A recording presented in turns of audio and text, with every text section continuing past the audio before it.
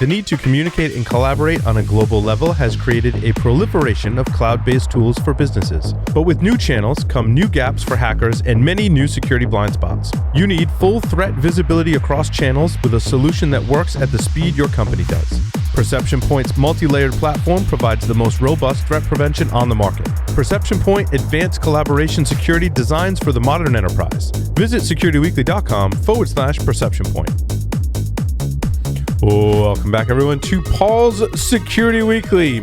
If you have a specific guest or topic you'd like us to cover on one of the upcoming shows, submit your suggestions for guests by visiting securityweekly.com/guests. Complete that form. We review those on a regular basis. In this segment, we welcome Lawrence Nunn and Ricky Tan. From 2018 to 2021, Lawrence led the United States Cyber Command's operations to protect the country's logistics and defense industrial base.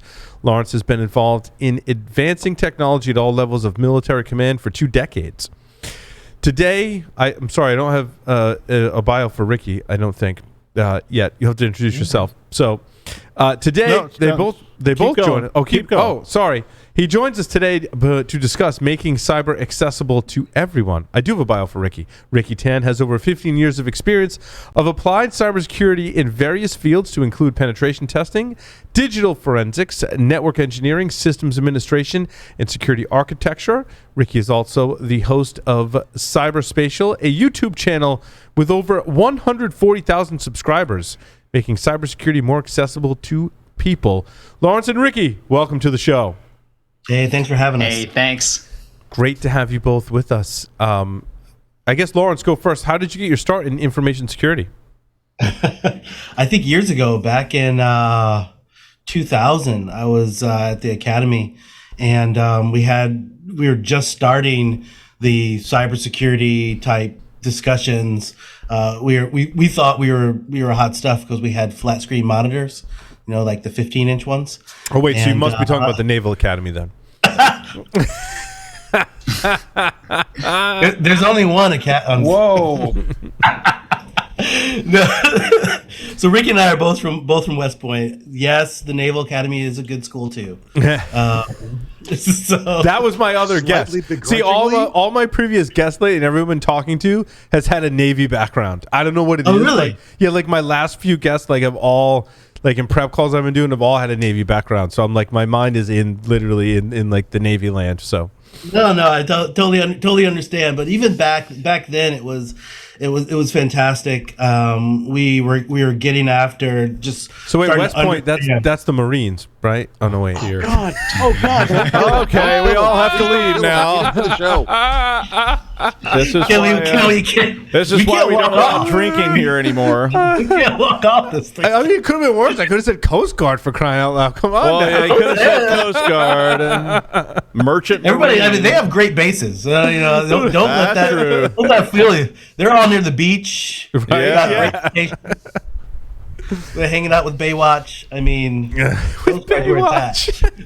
so no. I think I spent a lot of time just starting to think about that at a very young age. In high school, I was doing some things very basic, obviously back then, and then all of my degrees are in technology, computer science, advanced mathematics, system engineering. So.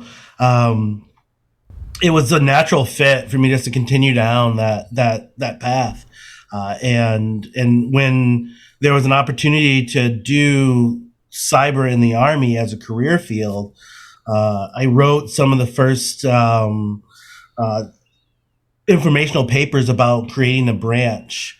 Later, some of my colleagues took that and actually fleshed that out even more. And I like to say I was the first cyber officer in the Army because my packet to go cyber operations was in 7 minutes after they announced the opening of the branch. So it's a running joke, and I had a really good time both forming it and spending time as a cyber operator in the Army. Ricky, how about yourself? Yeah, so I mean, I was been always interested in computers. starting from computer games. I was really bad at computer games, so that led me to, hex edit stuff, and that takes you down a rabbit hole of hacking online games. And then you get into the hacker underground, and then you discover, there's this thing called Backtrack. Let me throw some of that at my neighbor's Wi-Fi. Let me go skim my mom's credit card so I can buy computer parts. So that was like the very early beginnings that I think were very formative for me. It wasn't until going into the academy that mom and neighbors got like the free pen test kind of thing going on, unbeknownst to them. Yeah, the full asset inventory. I actually thought that story was going, and then the judge says you can either join the army or I prefer not to go there. We leave that part out. We'll just say Ricky had permission. Let's just go with that for now. Kids, if you're listening, always get permission before you hack anything, okay? Or at least call it a free pen test. Yeah, I mean, this was back when, I think it was a bit more Wild West, and there weren't as many people made examples of. The Computer Fraud and Abuse Act was probably on the books at this point in time. Just throwing it out there, Ricky. Oh, yeah, and it's very, very broad. And it's We're going with the statute of limitations at this one. In this one, I use that a lot. I agree. Yep, that's a good one to go with. Let's go with that. Paul, I was actually in your class in 2012. I'm sorry. I had to bring it up, man. John Strain was teaching that one, so you're good, dude. You're good. Yeah, but your name's first. Yeah, we just went with alphabetical. I was just the teacher's assistant, so it was my job in that class to help the students. And when I wasn't helping the students, I was monitoring the students to make sure you didn't hack each other. I don't know if you remember that. It was literally 5 minutes. We all at Black Cat, where you must have been in the same class, Lawrence, right? Yeah. I don't think it was you. I don't know. Maybe it was you. I don't know. It wasn't. You wouldn't admit it if it was. But we get everything, all the students in the class network together. Yep. And John's like, please do not hack each other. He's like, we're watching. And I'm in the back of the class, and I'm looking. And I'm 5 minutes later, I'm what John said, we really meant, because the person with this IP address, you need to stop end mapping with these options across the network. And people are turning around oh shit. I remember that. How does he know what end map options I was using? It was fun. It was fun. Well, that's good. So what else? I was just having a nostalgic moment. So you were in that class, and did that inspire you to do anything, or? I tell you what, absolutely. That's really where we started. I went from there and to create your own classes to do better than what we were doing. No, I'm just kidding. No, I went from there, and that's when a lot of the work started to create the cyber branch for the Army. So I took a lot of the lessons I learned there to try to and in other courses that I was taking to kind of. So what you're saying was I was instrumental in creating this branch. You were instrumental in the formation of the. If I was instrumental, I'd be the tambourine player or some shit like that, right? Yeah. So I think from there though it was important because they actually I did all of that work, and I was hacking boxes and doing CTFs and all of that stuff, and the Army was like, hey, go to the Joint Staff. That sounds like a fantastic move. But it ended up being really, really good, just because I got to see the problem from a different level. And all of that has helped me to not only formulate what Ricky and I are doing now, but also to inform some of the things that I was doing even at the more tactical level in the Army. So wait, Lawrence and Ricky, how did you guys meet? Was it at West Point or was it later? Ricky, you want to tell this story? You do a better job of telling the story. Because I still get PTSD from the experience. I can't recall it without triggering some deep pain. So Paul, check this out. So it was fantastic. General Cardone was the commander for Army Cyber, and he brought me in his office and he wanted me to solve a couple of the cyber problems that he had. And he told me, I was like, hey, all right, boss, how much money do I get? How many people? He was like, so about that. And I was like, all right, I need 7 dudes. He was like, 7, that sounds good. And I was like, but I get to pick them. He was like, okay. So I linked up with Ed Scotus and Mark Baggett and a bunch of the crew from Sands. We put together this crazy assessment. It was a week-long, basically cyber skill assessment. And so I had like 30 people come up, and we were in Maryland. They all sat down behind computers. I walked in and I was like, you have 24 hours to get to level 5. And I walked out. And then all of the guys from Sands came in. We were playing terrible music. They were doing capture the flag. They were solving puzzles. They were learning. They were executing. I made them write papers. And from yeah, exactly. And then from that, I picked 7 people to come and do this special program. We call. Oh, interesting. So you had that was a test.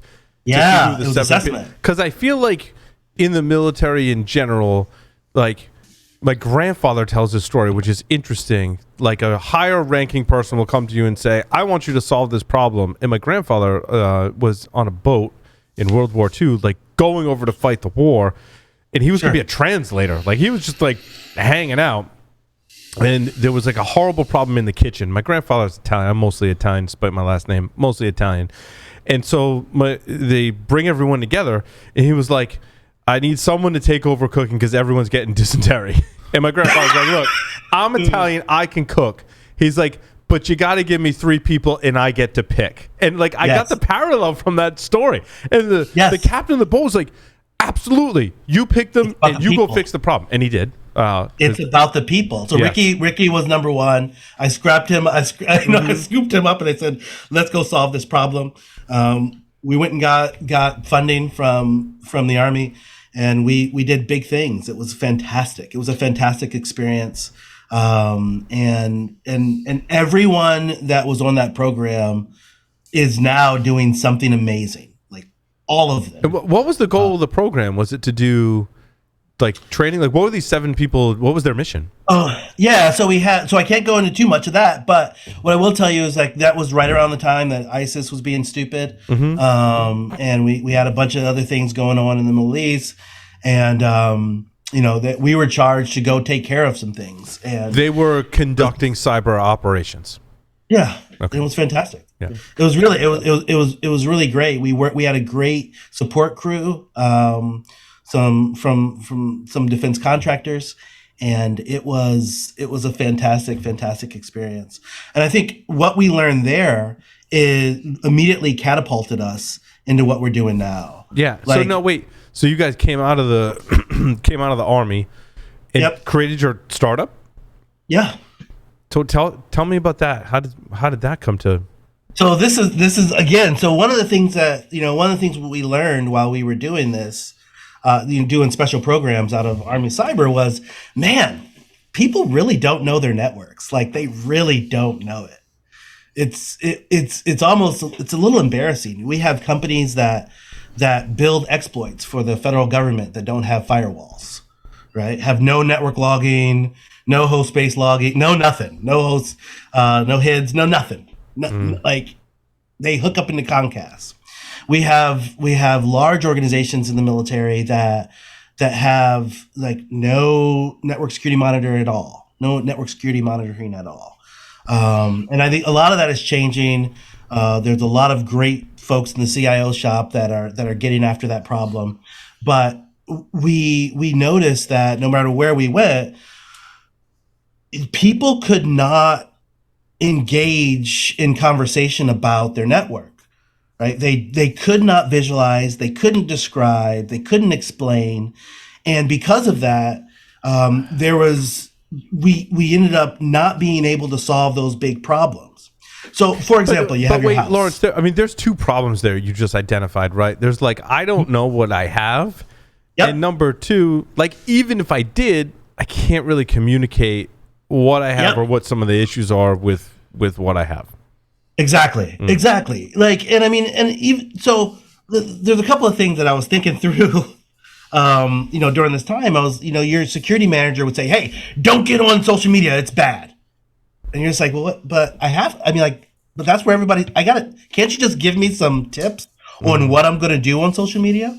At the same time, we have Russia's going to hack you. So let's be secure. Okay, well, what does that mean? Tell me what that means. It means when you're on social media and a Russian fake account tries to friend you, you should say no. Hey, you know what? That's better guidance than what we would get from our from our security manager sometime. I'm not kidding. It's not a Russian fake account. It's real account. What's wrong with you? So what we did. Look, the 27-year-old nice-looking lady is not out of the blue trying to friend you on social media, most likely. That's right. I've been working out, and it matters. Yeah. Yeah, because we're not that good looking. Yeah, we're not. Right. Let's be honest. Yeah, Speak it's flattering yourself, man, and all, okay?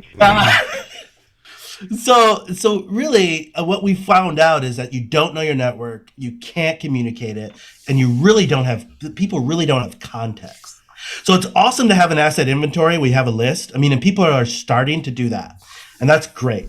But if you don't have context, like you have an asset inventory and it's completely worthless. For example, your R&D server. Well, Billy needs to be able to access the R&D server, where we have all of our plans, and Billy needs that, so we're going to put it in the DMZ so that he can access it better, right? And that no. What's that? Hell no. The hell's right? Well, that's all. people? But again, but if you can't see yourself, if you don't have context about your assets, you cannot make good decisions, and you definitely can't make good decisions quickly.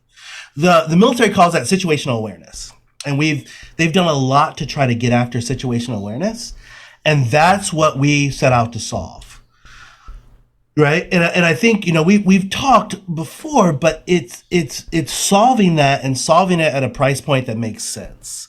Like that's Gartner really that trifecta, right? Gartner call that cyber asset attack surface management? Gartner has a lot of stuff out there. I think sorry, Lawrence, but Josh, to your point, I think they do separate asset management from attack simulation. No, they don't. No, attack surface management. Is it both? Did they combine that? It's CAASM. Yeah, seriously. That's interesting because Rumble does something different from what's an ASM? Someone name an ASM vendor because I have a mental block. Jupiter One, Axonius. Those would be what I would term as asset management, not attack surface management. Good Lord, I did the testing of these things too. I used to look at this thing. One of the things that was fantastic. I don't know if you guys have been over to the Momentum Cyber and checked out the Cyberscape. No. Have you ever seen it? No. Yeah. No, I have seen that. And it's got like every cyber company on there. Am I supposed to have seen that? I don't know. It's sorry. huge. Cycognito is one of the vendors I really like in the attack surface management space. Yeah, there's a lot of players in that.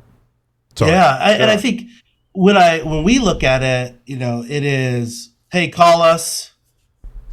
It'll take 3 weeks it takes 3 days. Our salespeople will call you back, and the first question they're going to ask is, how much money do you guys bring in? What's your revenue? And how big is your company? And are you going to cut me a check for at least $100,000? Because if not, we need to cut this off because I'm not going to make my numbers. That's typically that's a lot of times how it works, man.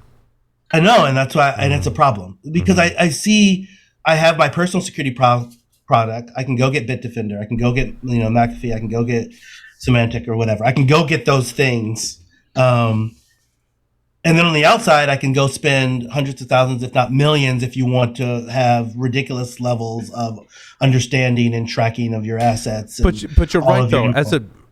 As a smaller company, we were talking a little bit about this with G. Mark Hardy, right? Like, what's a smaller company? I think we established that as around 50 employees, sub 1,000 employees. When you get above 1,000 employees, then you start growing up a little bit. Yeah, the SBA. Right? Yeah, SBA already kind of knocks that out, right? They kind of line that up for you, but I'll tell you that it's different by industry. Sure, yeah, but like most of the time, Lawrence, like look, like here's the facts. If I'm a smallish company, 50 to 100 people or so, I've only got so much time and resources and budget for cybersecurity. If I'm going to a company that's like, oh, you need to talk to a sales team and get an enterprise quote, like instantly, and I apologize to any sponsors who are ever like, but this is just my gut feeling. Like I'm in it for at least 50 to 100 grand a year, and I maybe don't have that in my, like it's going to be a hard, if I'm justifying, I'm not saying I can't justify that, but if I'm justifying that, it's got to have a serious return on investment, right? For that. Like it's not only helping my internal security, it's helping me sell some shit to increase my bottom line, right? To justify that amount. And that's not every solution on the market for sure. No, you're absolutely right. And that's what we saw. People would just say, well, you know what? A 3-letter agency is going to show up and tell me I'm hacked at some point, and then they're going to help me fix it. So I'll just wait till they show up. Yeah. Well, that's not a great strategy. That's and that's only after the plans to all your weapon systems, your exploits, and everything else have been exfiltrated, and they're sitting in, some foreign countries, intelligence vault. So like we see that there's a problem.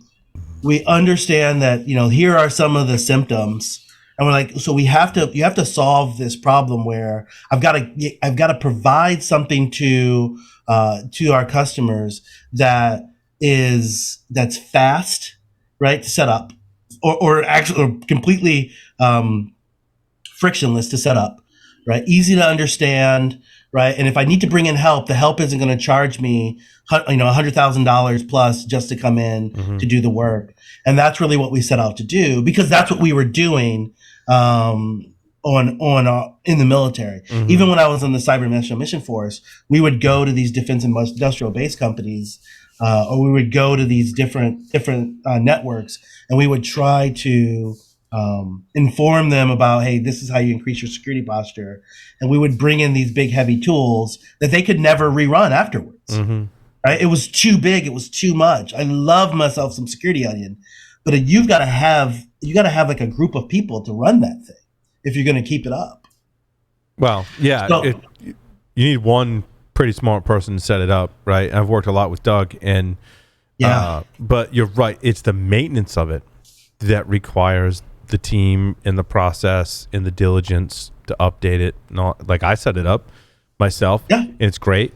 And then a couple months go by, and I'm like, crap, haven't touched it, haven't updated it. Disk's probably full, needs to be updated. I'm like, now I'm looking at like a significant time investment to get that up and running, right? Yeah, absolutely. And I think that that's something that everybody needs. Like people can use that stuff, but I think that there's something that fills the gap as a lower barrier to entry, and can bring more people into the fight. Yeah. And you know what's funny is that when you look at the world of physical security, anytime you want to keep something safe, like for instance your studio with all the expensive lights and cameras and stuff, the first thing you do isn't to you go buy a security camera, right? You install it, it streams a video feed, you set up some monitors, and you have one person watching that feed. You don't have a whole team in a security operations center reading raw sensor data and translating that in the Wireshark equivalent or SIM equivalent into a picture that you can just show people, hey, some dude came to our studio at midnight and tried to break down the door. Oh, and the Amazon delivery guy came in, right? Yeah. That's or the kind like of in my case, random drunk people just push my Ring doorbell and run away. Thanks for Damn that. it. Thanks. How'd you find out it was me? Because I've got another camera pointed in the same direction and one in the parking lot. So not only I get you, I got your car too. So the question is, where is that Ring camera, right? That is super affordable, that you don't have to pay 50, 100 grand. Yeah. Right.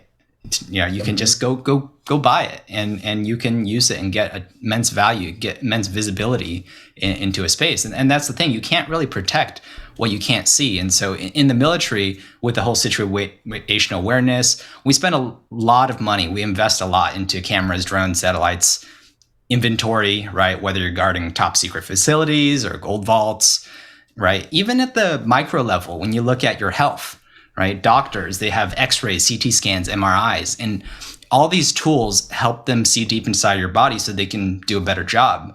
Like they can say, hey, look, that's a tumor. And what kind of tumor it is? Well, it looks like this. And so we can make a decision on whether we need to take the knife open versus maybe your great granddad before World War II. They only had some hacksaw and some whiskey, right? You just amputate that part of the network segment when it gets infected. That's really graphic. That's the military version of air gapping. Yeah. It's like, give me a hacksaw and a bright light. We'll and figure a it bottle out. Of whiskey. There you go. Chew on this leather strap while we saw that off. And the bottle of whiskey is not just for the patient; it's for the doctor too. Yeah, you're not wrong. Rip it all out. You're not wrong. So do y'all remember the incident where Mikey had his place broken into, and one of the things they stole was his security cameras? Who's this? Which Mike? Poor.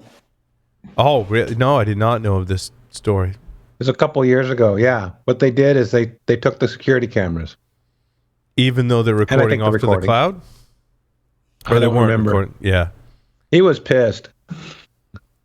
As he should be. Yeah, that's. I mean, well, that's also a strategy. That's really too. frustrating. Yeah, because us hyper security people. Like Tyler made some great recommendations. He's like, dude, this one records locally. Because I'm like, yeah, I'm not sure I want to store this like out on the cloud. So it does. There is some risk there. It stores it all on premise. If someone were to be able to steal all of it, it would be dangerous, right? And I mean, we all think like, oh well, like I'll be home. Like you're not always home, man. Like that's not the. Those of us that are like, oh, like I like to go to the range and shoot some guns and protect my home. And I'm like, dude, you're not home all the time. Like maybe in the pandemic for like a couple of months you were home all the time and that was fine. But like, let's face facts. Like all of us, like a lot of us right now aren't like Doug and I. We're not home right now. You don't have all your kids sitting on the roof with a gun and shifts. Yeah, exactly. Like, yeah. Sometimes the families. I mean, you could train your family. That's you, Daddy. What's the password? I have considered that. So like my kid's young. Right? My kids are firearms training for the whole family. We could defend, but like no. And then Paul gets drunk and forgets the password. And they're like thunder, and Paul's like, oh no, whiskey. Like, it's just not a reality. It's just not. Bourbon, Dad. Bourbon. So Paul, so no kidding. What we went into was, okay, how do we do the two things? How do we take this data, right? How do I throw something on the network, or how do I not even be on the network and just be able to interpret traffic logs, configuration files, etc., and then put that in a picture that's easily digestible for someone.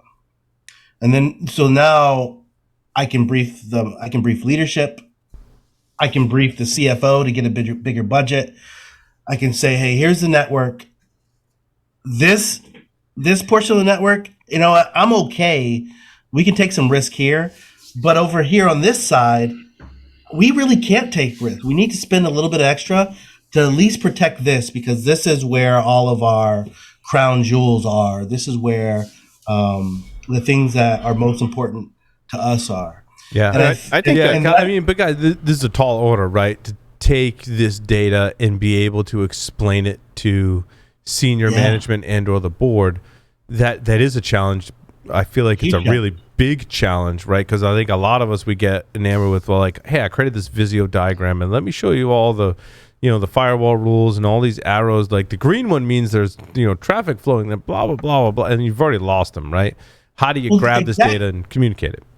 Well, I think, you brought up an excellent point with the Visio diagram. How much time did you spend making that Visio diagram versus how much time did you actually spend building actual information, putting information onto the graph, or actually building your story to talk to your to the leadership, right? Right now we have entire career fields dedicated to building Visio diagrams. Mm-hmm. We have to automate that piece, and then we can start to build stories. We automate the building of the graph, automate the ingestion and the visualization of the information, and now we can actually do the hard work of telling the story, visualizing, describing, and then visualizing and explaining what's next to 360, to subordinates, to your leadership, to your peers. That's where the hard work needs to be done. And what we've got to do, and what we're striving to do right now, is to aid the people that have to tell the story by doing all that hard work, building the network map, giving them the information, basically a visual sim for them to then take to the folks who have to. I mean, that's that age-old like obstacle wall that has been. I mean, when I was an undergraduate, I was a sysop, and the first thing they told me was they said every morning when you come in, you just sign off on all these logs, and the stack was like 3 feet high, and I'm like, Exactly. I don't have enough time to go through all that, and they're like, yeah, just sign it, it'll be fine. Just sign it, it'll be fine. But I mean that, I see that all the time, and that's sort of that growing pain as you go from like there's 3 of us, and I go, hey Paul, are you seeing this? To now I've got 200 employees and I don't see it all, and I suddenly get just this unloaded pile of paper or whatever Visio diagrams that are trying to explain this. So it's a very challenging thing to be able to do, because I need to look at this, but I don't have time, and I'm getting called and saying, oh yeah, and the email server's down, can you fix that first? And I'm like, yeah, okay, I'll get on those logs later. Exactly. Do you remember back in the day playing those mud runners, where it's like the RPG in your command line, and you have to kind of type what happens? Can you imagine playing Call of Duty or League of Legends or whatever video game inside of a command line or inside of a sim?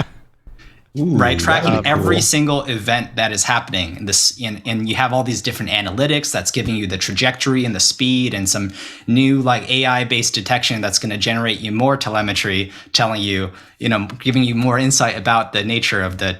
Yeah, but Ricky, I'm sure someone's created an ASCII art Doom. Like, I'm sure it's out there. Like, if you click your heels twice and starts the internet, someone's created an ASCII art. Somebody has created that for sure. And the question is, somebody's created it, but nobody's playing it. No, it's just to prove that you can do it. Like, I can play somebody's Doom on my playing watch. it. It's Somebody's playing it. No, they are. There's somebody out there right now who's like the world master of ASCII Doom. And they probably got a blog and a podcast about it. Like, I'm looking that dude up after this. I'm looking him up after. Yeah, me too. I'm gonna go find get my that. Doom. After. I keep my Go ahead. I'm sorry. What's that, Josh? He said after. I'll be putting it. It exists. It's in the. He's already a level 1 power user. Look left. No, just look left. No, look left again. Look left again. 2 steps forward. It's in Discord now. So A bullet strikes you from 37 degrees.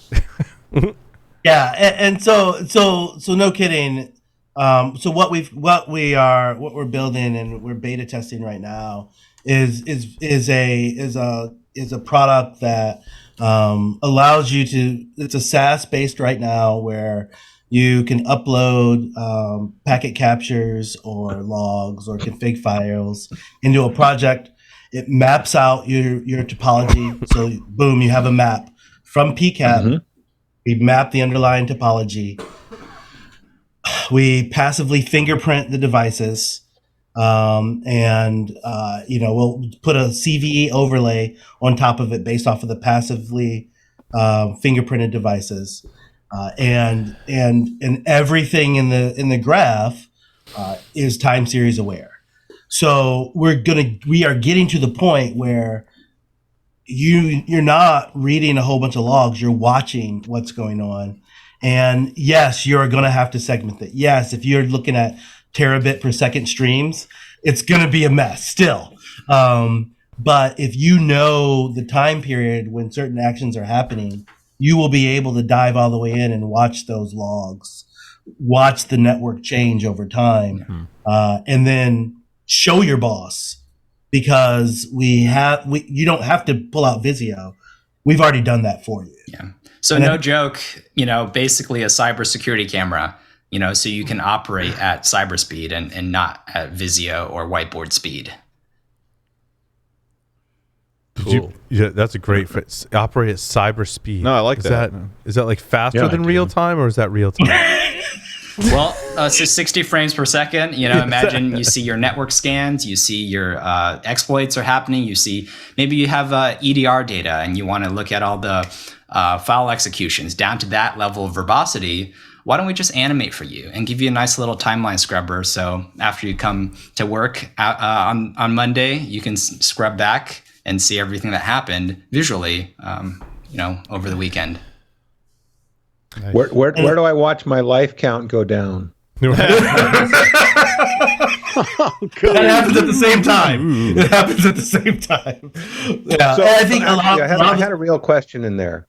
Yeah, and that is, with you're doing this real time mapping of what's going on, and I mean, I could just imagine somebody going crazy and handing this really cool information out to somebody going, "Where's the red, yellow, green light?" I mean, Yeah, what no, how are we that's targeting it? Yeah, so I think I've been looking at those dashboards for a long time, and I still haven't figured out which one is useful. I mean, the dashboards they do a good overview of telling you, okay, I have my stoplight chart. It looks like red's bad, but we got a lot of red. And somebody said, yeah, but we're working on the red, and they know. And there's never what does that mean, right? If you have. I think that the key thing is not just data, it's not just information, it's that context, it's that intelligence, it's being able to say, no, show me this user group, show me this portion of the network. I want to know what's happening here, because you just told me that this is the important part. This over here is not important, or it's less important. But why is there an SSH connection between the printer and our file server? That's weird. Let's fix that. Yeah. I think Lee, that's good. Lee's wanting a churn-off face. Do you know what a churn-off face? Lee knows what a churn-off face is. Have you ever seen that? It was like a whole set of. It was all these. Face when you peel it off. It's. I don't even want to know what that is. A churn-off face is where it was actually a thing. It was a whole bunch of theory about this that involved these things called group decision support systems and things like that. And a churn-off face was all this set of theories about different facial features, and people were looking at, in academics, trying to tie different facial features to components, not of security, but of just like the network in general. And so that you could set this up so that when you come in the morning and it's got a big frowny face, it kind of gives you an idea of something bad's going on. And there was so many like doctoral dissertations and stuff written about these churn-off face things. It's really weird, and it's kind of interesting too. I mean, it was like tying different aspects of your network to these different facial features to cause the faces to look different ways, so that when you come in and it's just going, it's like that would be ransomware. Yeah, so that's a bad one, and it's interesting. Yeah, so I mean, in terms of the red, yellow, green perspective, going back to the physical security, wouldn't it be nice to look at your security footage from your cameras and say, hey, show me false color, highlight everybody who's a bad guy in red. Yeah. Right, and we'll just do that. And that doesn't work that well either. But yeah, it's a great idea. So I think I was more making faces, thinking about what happens when you show the general the ground pounder view. But yeah. No, you bring up an excellent point there. But I think that's when it becomes really important for folks to know. Having a real understanding of what's going on in the network. And I'm assuming what you mean by the ground pounder view is now the general wants to control individual computers, right? Move left. He needs to move his mouse faster. Is that, I mean, like that level of micromanagement? But that's why you need that expert, that master sergeant or a captain or somebody sitting there watching the ground pounder view and saying, okay, this part is bad, and you need to look over there to the right to explain that to the general. I mean, and that's where I think when you start talking about scale, if you have a super large organization where you've got, I don't know, 2 million different endpoints, you're going to have to segment that off. And it may look a lot like the military does when you have platoons, looking at get responsible for different areas. Absolutely. But now that you actually have a representation of your environment, and you can look at that from every layer of the OSI stack and switch views and do deep dives into the segments. That's why I like what Ricky's saying and what you're saying, as opposed to the blinky boxes and the turn off faces and all these kind of things, because the problem with those things to me is that you're missing out on the nuance, and you're not seeing it. So the general can say, oh, the face looks angry today, but that doesn't tell you much. It just tells you that you still got to have somebody who can look at that and go, yeah, but over there is where the problem is. So yeah. So was there another question there? Go ahead. No, go ahead. So I do have, we do have a beta that I can show. I don't know if it's appropriate to do that here, but I think like having that, it's really clear to see like a CVE overlay on what it could look like or what your network could look like. I can share a screen if that makes sense for you guys. I want my network to look good, like green, like all good. Happy face. Never looks like that Happy though. face. Hey, can you see it? We can. You see my screen?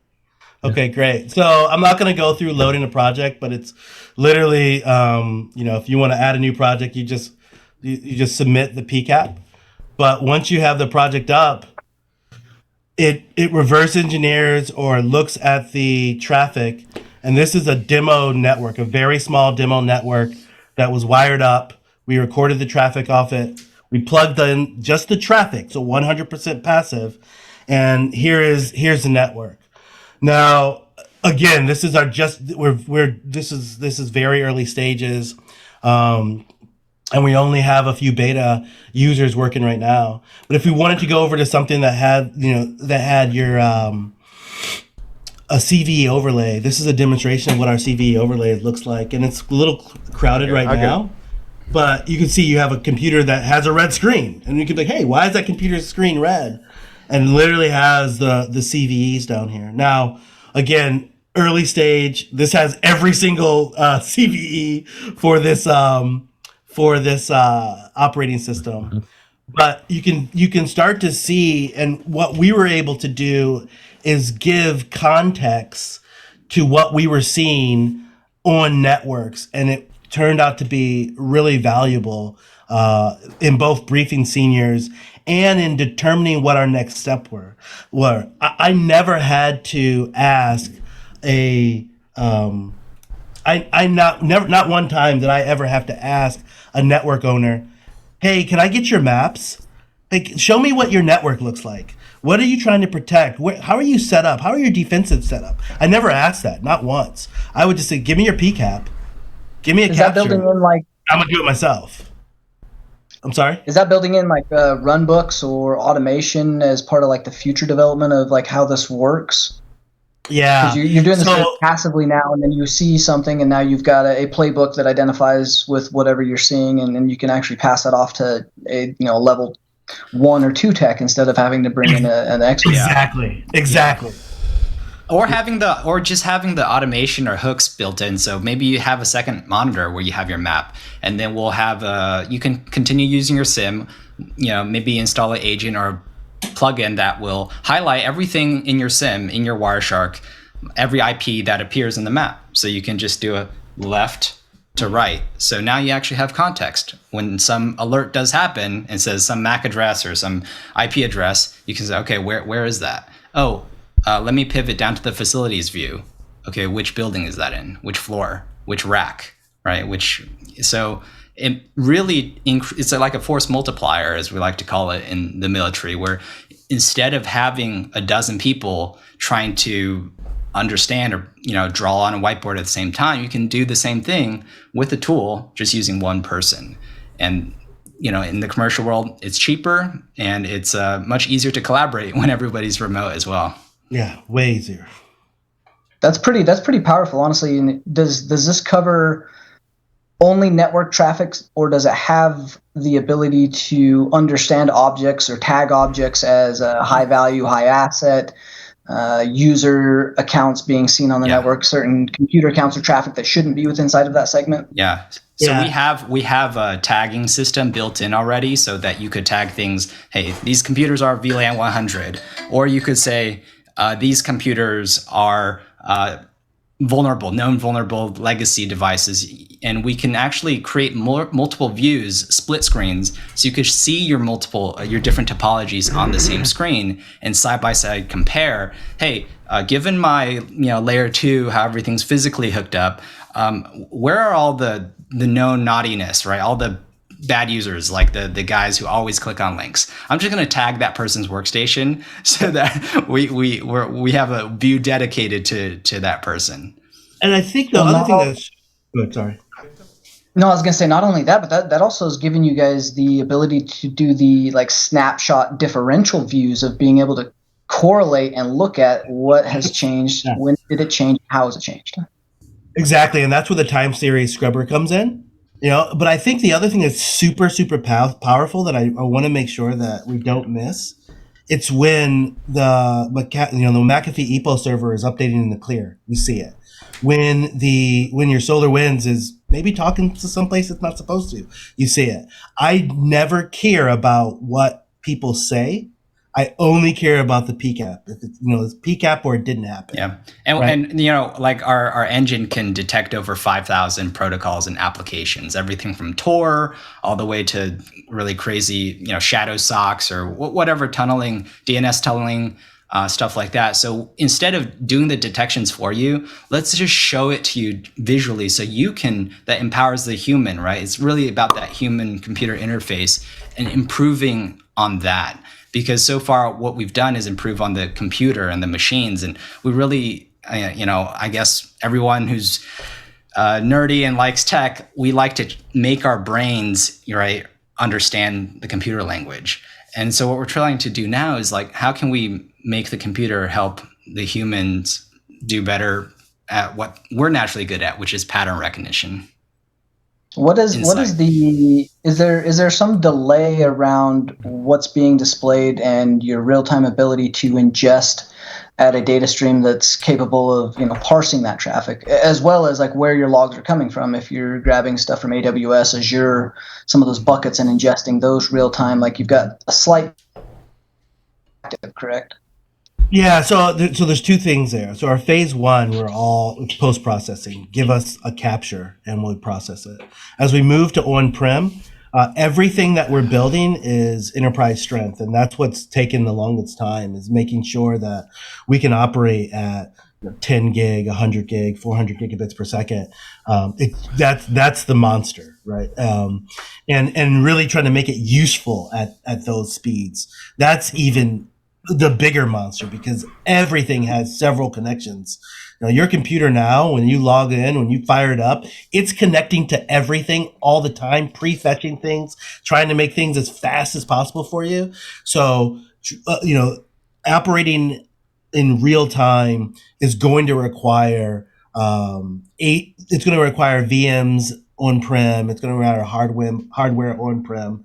But our first step is to allow you to take a capture that you've done because you should be capturing, and maybe you have a time block, and give us that time block.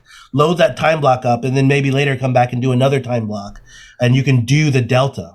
Yeah, and focusing it more on the professional and practitioner users, because a lot of the, in our experience, a lot of the stuff is focused on big companies and big organizations with big budgets, versus the practitioner, the guy who really needs the tool. They don't have that kind of budget. So we're really focusing on the millions of practitioners, professional users, and charging somewhere at a price point that costs less than your gas budget per month. Lawrence, even though that's high right now. Lawrence, yes, very high. Lawrence, like Snoop Dogg, Willie Nelson high. So I wanted to ask you both, with vulnerability prioritization, and I think it's a good opportunity perhaps for your tool, because I'm not sure how I feel about it. CISA, NSA, I want to say even US CERT, all have these like not prioritization lists, but like, here are the vulnerabilities that we see being exploited in the wild. We've distilled this down. Like CISA just added 14 Windows vulnerabilities. They've got a list of 300. NSA has come up with similar lists. And I want to say even other U.S. agencies to limit it to that. Some organizations report, and people report having great success with, telling their clients, telling their members, telling their consortiums, hey, we got this list and we reviewed it and we really think you should like focus on these things and remediate these vulnerabilities. I guess my first question is a two-part question. Like, is that a valid strategy? And do you think that could work in like your product in that kind of realm of recommending what people should fix first? It's a much larger question as well. So it's really, I think we start to get there as far as recommending what people should fix first. Mm-hmm. You first have to understand, if I'm protecting an ice cream stand, right? Like, hey, listen, protect what you want to protect. It's really not You don't need to spend a lot of time protecting your ice cream stand. But if you're protecting the information, like a VC's data room where they have all the pitch decks and everybody's funding information and all that other stuff, it's small. Not a whole lot of people get to touch that. But maybe but you're right. It's a good example, Lawrence. Just want to back you up on that point. VC firms tend to be a very small team, lots of money, right? Lots of money. Yeah. Lots of money, lots of impact, and oh, by the way, lots of IP, lots of ideas that people give to them in their pitch decks, and then they sit there and maybe you shouldn't just have that on your on an unencrypted, I don't know, I don't want to drop any names, but something that's not protected. Mm-hmm. So we've got an audience question, actually, if you don't mind. Go for it, Josh. Yeah. Scaling this to large environments, 20,000 workstations, geographically distributed, you can't get PCAPs from everything. Yeah. So you're absolutely right. We can't get PCAPs from everything, and I think that's where our sensors. You're going to have to install one of our sensors into an enterprise. That sensor will process and just send us the data that we need, the metadata that we need. Yeah. And gotcha. even beyond just completely automating it, again, focusing on helping the user achieve what they want. Minecraft, anybody, right? Like some crazy creations just completely manually built. Why can't we just allow users to collaborate in real time and build those maps manually even, and just assign, because the sysadmin, they know in their dreams, right, what operating system version profiles that's running, right, what IPs map to what. That's in their head. If he gets hit by a bus or goes away, he loses that, that institutional knowledge. So let's transfer it into the map. And so for the 20,000 endpoint place, our system, we can handle 200,000 nodes on a screen, 60 frames per second, buttery smooth. But being able to build those individual pieces of the map, geographically distributed, even just manually can help. And so we're not looking to fully automate completely just with PCAP, but having it suggest and help you. Because it's easy to build a small LAN manually, but it's much harder to build a small enterprise network. If you have the PCAP, we'll get you partway there. We can do Zeek logs, do router configs, and we're going to eventually support just about every single type of telemetry under the sun one day, so that there'll be plenty of choices to choose from to help you enrich your map. Mm-hmm. Lawrence and Ricky, I got 5 questions for you. They're the same questions, but I'm asking them of both of you. Okay. I'm going to start with one, then I'm going to switch to the other. I'm going to ask you the same question. It sounds really confusing, but you'll get the hang of it. It's going to flow. So you're ready to play 5 questions with Security Weekly? Got it. Let's go. All right. Lawrence, you're first. 3 words to describe yourself. Verbose, fun, and ridiculously good looking. That's hyphenated. We'll accept that answer. Ricky, you've seen Zoolander. Ricky, 3 words to describe yourself. Creative, vision, persistent. Ricky, if you were a serial killer, what would be your weapon of choice? Piano string. Lawrence, if you were a serial killer, what would be your weapon of choice? Apple Pencil. Lawrence, if you wrote a book about yourself, what would the title be? 101 Things Not to Do. Ricky, book about yourself, what's the title? How to become the most successful person on planet Earth and live to tell about it. Ricky, what's your favorite hacker movie? Never seen a good one. I haven't seen that one. Lawrence, what is your favorite hacker movie? Oh, gosh. Mr. Robot is a TV show, so that doesn't count. Half credit for that. Half credit. I'll just go with that. Okay. Be mine. Lawrence, choose 2 celebrities to be your parents. Alive, dead, fictional, or otherwise. Sidney Poitier and Eartha Kitt. Ricky, choose 2 celebrities to be your parents. Benjamin Franklin and Cleopatra. Lawrence and Ricky, thank you so much for appearing on Paul's Security Weekly. Where can people find out more information about your company? Well, we're on LinkedIn. We have a website at cyberspatial.com. The product's called Teleseer, telemetry seer. And you can also check out our YouTube channel for videos. I'm really delinquent in posting them. There's going to be more coming up. Yeah, but you got a lot of subscribers to your YouTube channel. He's done a great job. Yeah, I mean, not as many as Mr. Beast, but no one does. So, I mean, there's that. But you guys are rocking it. Thank you. Thanks so much, Lawrence and Ricky, for appearing on Paul's Security Weekly. Thanks so much for having us. Thanks. Coming up next, the security news. Stay tuned.